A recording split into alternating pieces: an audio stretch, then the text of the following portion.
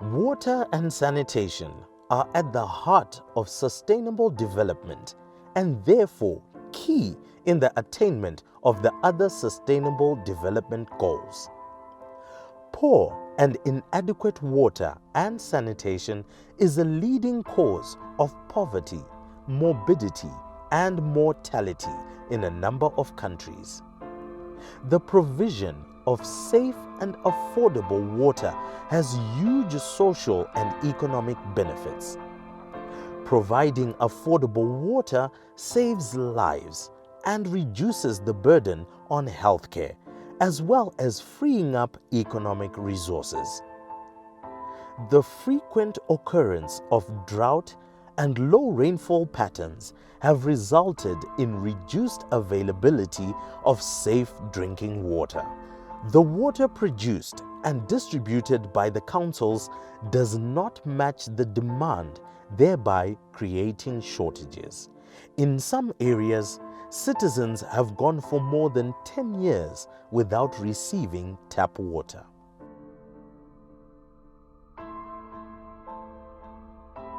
In our country nationally, the state of water is not good. Here in Harare, they are producing 300 megaliters per day. They are called megaliters. And then demand on a daily basis is 1,200 megaliters. So what it means for everyone to have water at the tap, they are supposed to produce 1,200 megaliters per day. But currently they are producing 300 megaliters per day. And of that 300 megaliters per day, between 35 to 40% is lost through leakages, physical losses, where you have obsolete and dilapidated infrastructure on water. So the 300 will then be converted to around 150 megaliters. So that's the situation here in Harare. Tukuita dambudziko remvura. Pamba pandigere tane 10 years mvura isati yabuda patepi. Ende ikauya mvura tonocherwa kuvamwe. Dzimba 3 dzega muraini ndo dzinobuda mvura. Tukuita dambudziko rekuti kana kugeza maoko matoilets edu chaiwo hachaziva kukweshwa. Mvura haitouyi. Bucket 1 ratinowana pakuchera kukumbira kwevamwe. Ndo mvura yatinobikisa, ndo mvura yatinogezesa. Kana vana chaiwo tsvina chaiyo inenge tongoswera tongozopukuta manheru. Kuchibhorani tinomukira kuma 6 tozobvako 6 dzeusiku tichichera mvura. Saka dambudziko remvura muchitungwiza ranetsa zvakanyanyisa zvokuti iye zvino hatichatombozive kana kuflasha mutoileti chaimo. Takutongoti mhuri yese ikatanga yaita tsvina tozoflasha ka1. Ndo maomero aita dambudziko remvura. Tungwiza requires around 70 to 75 megaliters per day for everyone to have water at the household level, at the tap. But they are getting from Harare Water 14 megaliters per week. That means on a daily basis they are getting around 2 megaliters, whereas demand is around 70 to 75 megaliters per day. Dambudziko ratasangana naro muchitungwiza kwemakore dambudziko remvura. Mvura haisi kuuya yezinwai. Kana ikauya inogona kuuya ichibuda zvishoma ukasanganidzanawo nevamwe mudzimba umo vanotanga kutora mvura ndivo. Iwe wonzi chitora pekupedzera mvura yobva yaenda. Kana garden rako repamba chairo hauchatokwanisa kuririma. Tochidawo madomasi, muriwo, uchitengesawo uchiwanawo cheuviri. Hazvichakwanisika angoma ground mayadhi ese. Kuti uchati mvura yekudira mugarden yekugeza kana kugeza maoko chaiko usina, hazvichabetsera radambudziko rakanyanyisa muno muchitungwiza. Mvura yepatepa ibude. Most of the times it comes twice or thrice a week, but it's not guaranteed you're going to get water. Zvine zvangodependa nekuti unogara which area of Glenview, because zvangofane pamba pedu isusu mvura haiuye zvekumhanya. So it's something that's really stressing. The disposal of untreated sewage into surface waters has also been a common phenomenon. Mvura yema-tap water tinoshandisa mahostel medu. Mvura inouya, inoenda, youya, asi painouya pai inenge ine tsvina. ichina takungorarama inyasha dzamwari dzatakurarama tiridzi. Amanzi esiwanathayo akho right, ayagulisa silokhu sidla amanzi angayenziyo emalayinini ethu khona lapha amanzi ngavula empompini kuyaphuma amathishu, so siyagula. Dzimwe kweno yakasviba kuita black inotanga ine tsvina yozopedzisira yachena. Saka tsvina inenge ichimbobva kupi kana vachitaura kuti ivo vari kuklina mapaipi avo? Tsvina iri kubva pai? Mapaipi here? Saka vasikuisa kamushongosho. The reason is that we have dilapidated sewer system. Here in Mfakos, near Mfakos there, Korobra sewer treatment plant, and just at the, where, down the downside of Glenview, we fail sewer treatment plant. They are not functioning, as required in line with the environmental standards, and they are discharging raw untreated sewer into our water bodies, that is our rivers, that feed ultimately into Lake Chivero, where water is abstracted and treated before distribution to residents. The same with Chitungwiza. Municipality is also discharging raw untreated sewer. So that's the sanitation situation, and that is not only pertaining in Harare. It's the same situation even if you go to Mutare. It's the same situation in a majority of local authorities in Zimbabwe. Asiqedile izihlobo lathi nje sihlalele evalweni lanxa amanzi ebuyile. Cile sesisaba ukunatha sibe sesiphonga ukunatha ngenxa yokuthi sabe somile. So guys sikhangele ukuncediswa ngohlupho lwamanzi lapho ukuthi sithole amanzi ahlanzekileyo njengabantu bonke abazuzayo la amanzi abasendaweni ezitshiyeneyo. Izinwa yachona pa inonzi yabuda. Inobuda ini musiba inobuda wachona iwoyo. Inobuda ini mazi china. Iri green. Muze green. Kutonge mazirere chewo. Kui aishandisiki. Wakwanise kuisa mumba, wakwanise kuisukisa mandiro. Nekuti ndiye green yakatosviba iyo pachezvayo. It has failed the mere sight of citizens nationally, and people are comfortable drinking water at the bores rather than water at the tap because of this aspect. Just last year here in Harare, at Moto Jeffrey, there were tests that were done by a private company to look at the quality of water that is produced there, and it failed standards. It still had algae, and the report is there for the public to see and read. Even though most city councils have been failing to provide reliable water supply, they still religiously deliver water bills every month. Moreover, the relationship between most city councils and residents leaves a lot to be desired. Tive neukama hwakanaka pakati pedu necouncil zvokuti tikapa chichemo chatinoitapawo ivo tosangana pakati tichitaurirana tichifamba pamwe chete ndofunga tingange tiine kugara kwakanaka kwete magariro atiri kuita aya ekuti iko zvinezvi vanonge vari maprogram officers vanoona nezveutsanana nekurishandiswa kwemvura handifunge chiti vanombouya vachigara pasi nesu zvokuti dai vakauya takagara pasi ndofunga izvi kutaura kunoku musha wedu ungadai wakanga watovandudzika munyaya dzemaringe neutsanana mukati memaringe nenyaya dzezvirwere zvakafanana natyphoid. Isi munotaiti dai kwekuri kutiko kanzuri yauya pachokwadi tobatsirana nayo toteedza zvinodiwa mukati mekuchengetedza utsanana handifunge chiti muno maizobatwa nezvirwere zvakata nekuti haisi typhoid cheteka kune mageneral diarrhea ari kungoitika ipapapa nekuda kwokoma kwezvinhu munoona kuti vana ava vane vachingoita manyoka nekuti tinofamba tichitasa matelesi tongoona ari manyoka ari konzerwa nei igeneral diarrhea harigone kuti munhu aende kuhospital because anenge achingoti igeneral diarrhea but iyo diarrhea iyoyo ndo inozopedzisira yakura tozopedzisira takunzwa kunzi typhoid yaita yako. Maretsi vanoya vachitumira mapepa anoya ane mabhiri but hatina kana zuva rimwe chete ratinoona mvura ichibuda. Hapana kana zuva ivo kuvaudza kuti tine dambudziko mvura haisi kubuda pamba patigere havana chavanoita. Mabills emvura tikunzi tibhadhari mvura yachona painobuda pachonawoka haishandisiki mukada kuiisa mumba kuti ibhoile inenge ichibuda mazifura asingaiti egreen futi mapoto anosara ari green hazvizoiti atese moneni takatobvisa tepi yedu ipapapa kuti zvonimi it's no use. Sometimes people go to the local authorities if there's a problem tinonotaura navo tichivaudza, but to be honest these guys vanongoudza kuti we'll get back to you, but then hatimbofa takawana feedback, and It's actually worrisome because kunogara kuchidhubhuka masewage and stuff. So nenye mgodhi yatiri kuchera mvura pawater table mvura inosangana, and you never know because mvura wakatoitarisa you actually think kuti yakachena because inenge iri clear water, so unongosingatoziva. And we don't have any means so tikwanise kutesta mvura kuti zvoni is it contaminated or not, so a lot of people are at risk. Boreholes were drilled, but in some cases, the siting was poorly done, with some of the boreholes being drilled in places where sewer flows, thereby exposing the borehole water to contamination. Zvibhorani zvakacherwa, asi siting yavakaita hatina kuziva kuti vaitungamira kuchera zvibhorani izvi ndaanani, because vaingoti kana even pane sewer chaipo vaisa zvibhorani. Tichipa semenzaniso dambudziko ratakawanikwa naro paMatapi nepaBlock 7 and 8.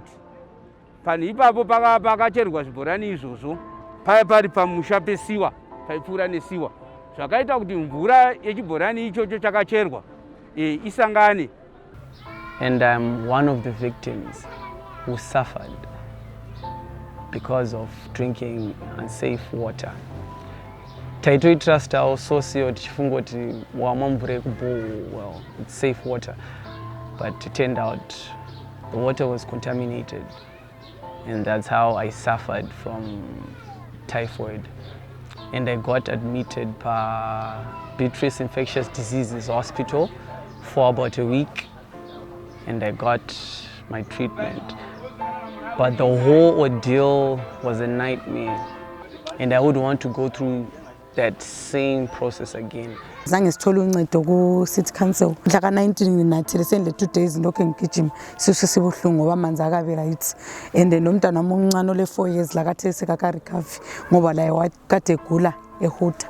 Amanzi ethu akabi right vele akho right. But it all started ninye ungotrasta source remvura ronongochingofunga kuti ndo pacho pari safe paniswa mvura amapills and all, but it turned out ndo pacho pakatotirwarisa. And now we live in fear because now achaziva kuti zvoni mvura yacho iri safe ndeipi, isiri safe ndeipi. Muno mune zvibhorani, asi zvibhorani zvedu manje hazvichisisina mishonga. Hatina kwatichawana mishonga so far. Taimboisa senge chibhorani chedu chepa 5 and 6 ichi, taimboisa matablets. Saka nekufamba kwenguva takazenge takushaya matablets iwayo. Saka so far tiri kungoshandisa sezvachiri, but chine problem yekuti chine ngura yanyanyisa. Saka ukanwa mvura yacho vamwe vari kuita mastomach ache, vari kurwadziwa nemudumbu. So far hatisi kuziva kuti mvura yacho ichiri smart here kana kuti haisi, because zvibhorani zvachona zvimwe zvacho zviri kuburitsa rust yakanyanyisa yokuti uchichera so ukaisa muka 500 mils kedrink kaiko unotoona ine tsvina. Saka iroro idambudziko riri mupi mumusha medu. Iye zvino taakutotya dambudziko rekuti korera inogona kudzoka pakare. The scarcity of water in most residential areas has forced many residents to purchase water for drinking from individuals and churches who have managed to drill boreholes. Kumaboreholes vakukwidzawo futi vamwe machechi vakutodhura kuti $3 mvura. Kubva $1 $3. Mabhondi acho kuti ufambe unotora kubhengi mari hakuna. Tinototi tikawana mari tonotenga bucket 1. Ndora tinoswera pazuva tinotenga bucket rimwe chete ndorinokwana kugeza zvese nokubika zvese nekuwacha. Mari yacho yekutotengesa mvura tine tistorina. Ukange watengesa madomasi kumusika, mari iyoyo ndio profit yandawana iyoyo ndio yanenge ndakunotengesa mvura. Kurarama kwacho kwakatooma because mvura haisi kutowanika zvachose. Ipapo tonotenga $2, 2 bond bucket 1 remvura. Vane mugodhi vachona tinoendako vanokuudza kuti vanibhadhara imari 20 bond pabhaketi kuti mwane mvura yekunwa chaiyo chaiyo. Zvakaoma. The water situation imposes a heavier burden on women and girls who have to wake up very early to look for water. The situation is not good, and it is weighing heavily on women. Remember, we have a patriarchal system in our country, Zimbabwe, just like any African state, where fee-free household chores of fetching water are confined to women. And it is women and young people who are, by virtue of, being given these roles and responsibility by society, who have to, go to these bowls to access water at the tap. isusu semadzimai mvura ikaenda mahosteri medu panoita vanhu about 200 kana kuti more than 200 pabohol 1. Saka isusu madzimai ndisi tine mutoro wese. Uchanonoka kubva apa wasiya mwana akarara mumba, uchaona mwana iye amuka, chichi chaitika next. Me as a female ndomuka makuseni ndinoenda kubasa. Pakuenda kubasa apa paka ndikunida kuti ndimuke na 4 ndiende kunochera mvura kuchibhorani. Ndamuka na 4 kukiu yeZimbabwe ikudiwa ndifuna nosvika ko maybe kuma 5 kuti ndikwanise kunosvika kubasa na 8 nekunoita kwaunenge waita pakati pousiku kuti wane mvura yekushandisa makuseni. Ende makuseni achona yaunoshandisa yachona unofanira kunochera futi yimwe makuseni kuti unofanira kusiya pamba yoti vanhu vasare vachishandisa ana mai nevana vobuda vachienda kubasa. So people sometimes have to travel far, like going to nearby places like Budiriro, ku Highfield, ku Cherima, vachifamba chinotsvaga mvura. So people are struggling, to find water. Ranu kada umukirira unogona mudamba na 12 p.m. kunoedza uri pachibhurani uri mqueue wakamirira mvura, saka kurarako wototakura kagumbezi nekachari kuti uwane mvura kana usina dhora rekunotengesa kuboho. Queuing for water at boreholes has exposed many people to COVID-19, owing to the disregarding by many of COVID-19 health and safety protocols such as social distancing and wearing masks at the boreholes. Kwatinowana mvura tinenge takamira mulaini takaita kumanikidzana, hatina kana social distance kana mamaski tinenge tistorina because vamwe vanongouya vasina tichingokosorerana imomo vamwe vachingobatawo vamwe. So what is the situation right now is that people are relying on bores, which we are terming public water points, and that's where people congest to access water. And remember, we have the COVID-19 pandemic, which requires that we have to practice social distancing, hand washing regularly, under running water and sanitizing. And the conditions at these public water points are not good in terms of ensuring that people can implement COVID-19 prevention protocol. We need to also to avail COVID-19 consumables at public water points, sanitizers. Hakuna social distancing, vanhu vachonenge vasina mamaski apo mnemchingogumana novanidikita ipapo. The water and sanitation situation in Zimbabwe, I think, is in a very, very critical situation, like even other social services or other social sectors. I think the biggest challenge has been the gross underfunding and also over-reliance on donors. So I think it's important for the government to assume a full responsibility over the water and sanitation situation, to assume full financial responsibility, so that at least we win ourselves from donor funding, because donor funding is not sustainable. And we've also seen the inequities between the urban and the rural areas. There's been a huge divide in terms of access to water and sanitation between the urban and the rural areas. So I think it's also important for government to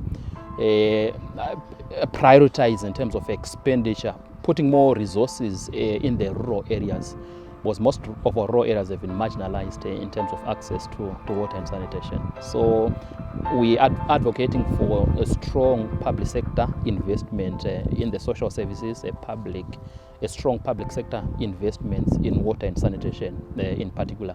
The United Nations have a benchmark of at least 0.7% of GDP being monies that are spent on water and sanitation. When you look at our numbers over the past few years, we've been nowhere near that 0.7% threshold. So there's need to at least meet that 0.7% threshold if we are at least to achieve the SDG number 6, which talks about sustainable management of water and sanitation.